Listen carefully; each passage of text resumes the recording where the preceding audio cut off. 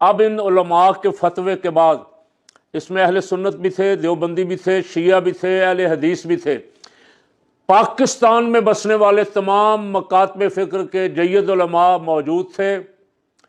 تو army chief field marshal جناب عاصم منحافظ سید عاصم منیر صاحب کو ان کے سامنے سرنڈر کر دینا چاہیے۔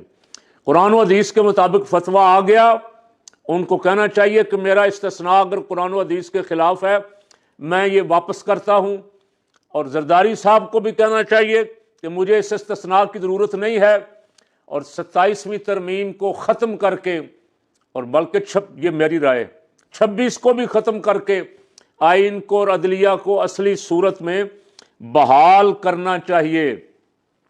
آپ کا قد اس سے بلند ہوگا، آپ کی عزت میں اضافہ ہوگا، اس سے آپ کی شان میں اور اختیارات میں کوئی کمی نہیں آئے گی۔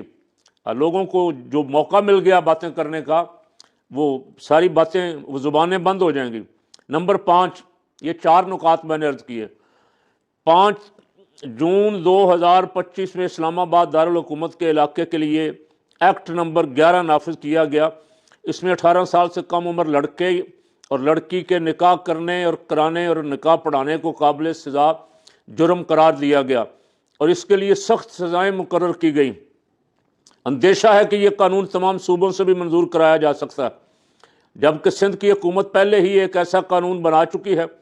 یہ اجلاس واضح الفاظ میں قرار دیتا ہے کہ یہ قانون قرآن و سنت کے بالکل خلاف ہے۔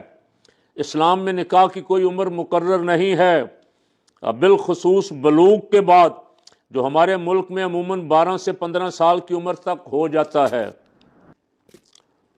کسی شخص کے لیے نکاح پر پابندی عائد کرنا موجودہ ماحول میں ناجائز تعلقات اور زنا کاری پر آمادہ کرنے کے مترادف ہے۔